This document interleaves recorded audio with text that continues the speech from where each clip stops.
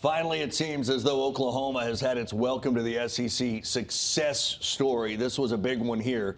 Fewest points Bama has scored in a football game in 20 years, just the field goal. How do you explain? What was the other stat you talked about? The first time an Alabama quarterback had thrown 3 interceptions since Blake Sims in the playoff game, the first year of the playoff against Ohio State. 2014? 14 season, 2015 bowl game. But that's a credit to Oklahoma's defense. I mean, Jalen Milroe, first and foremost, didn't have a lot of time. All night long, he had dudes that were in his face and had to get away from pressure.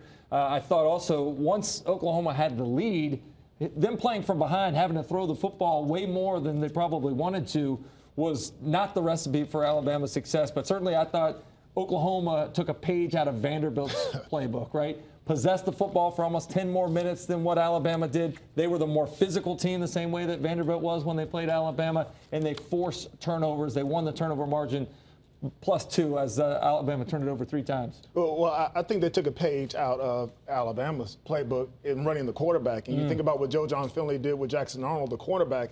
From the very beginning, it was designed runs for Jackson Arnold. We know he can run. We know he has that capability. But that's what it was about today. And think about this. He joined Jaden Daniels as only the second quarterback to rush for 130-plus yards against Alabama in the last 20 years. Wow. If you look at the stats tonight and you looked at the 2 quarterbacks, Jackson Arnold, 25 rushes, 131, and then you look at Jalen Milroe, you think they were reverse.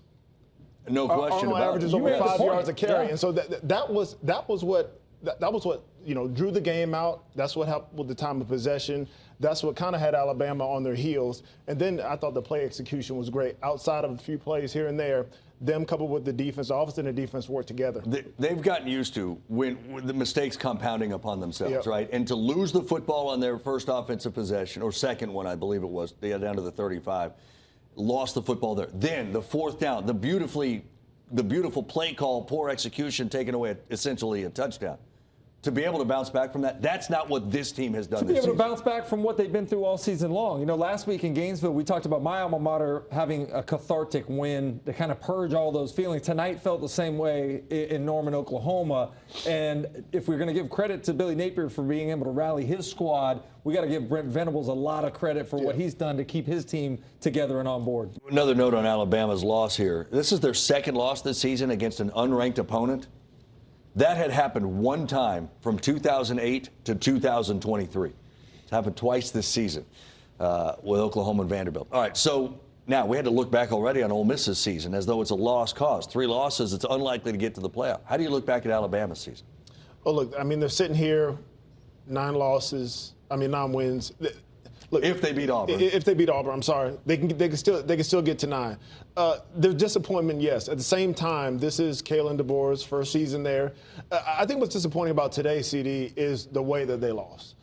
Jalen Milroe wasn't able to use his legs. No real run game. They turned the ball over 3 times. A lot of things that have been uncharacteristic of this team.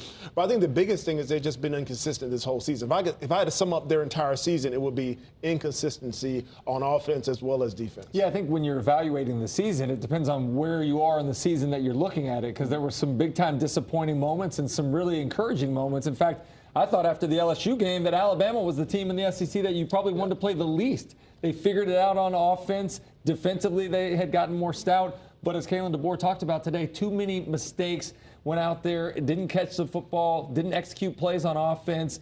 Defense didn't find ways to get off the field, allowed far too many 3rd down conversions. So I thought I thought Alabama was a 3-loss team heading into the season. It was going to take some time to acclimate, as you talked about.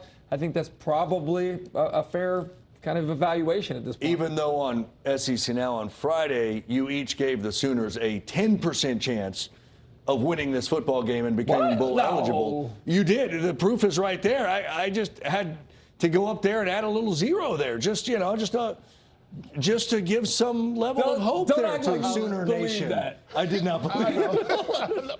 That was it. I did not believe that. No, we're not going to put you on blast. No, of course, I did not believe that, not for one second. Believe in your team. There you go. They'll face the winner of Texas Tech. Taking that into consideration, right? I guess. Yeah. Alabama at 31%. By the way, also not pictured at 21%, South Carolina, who's 8-3, and they've got a chance to impress against Clemson next week. They're not done yet. But like that's the whole conversation is going to become this now. How do you see a 3-loss SEC team? We've said 3-loss teams, no chance, right? Do we have to reassess that? We didn't realize that's what we were going to be. We didn't realize so many teams are going to lose. We're moving the goalposts. That's what we're sliding scale, and there's still a whole other week. We have another week of just chaos that could ensue. Yeah. So who knows? I don't know. I don't knows. You're supposed to know. I don't knows nothing. I know the Big Ten's probably like, grinning ear to ear in some way, but like, you tell me Indiana's deserving after the one game they've played against real competition, they got beat by 23? These are the cases SEC people are going to make. You can't put Indiana in. What do you got, one from the Big 12 if you're lucky? Who's Penn State beat? Who's Penn State beat? We'll find out in 7 days. Let the choir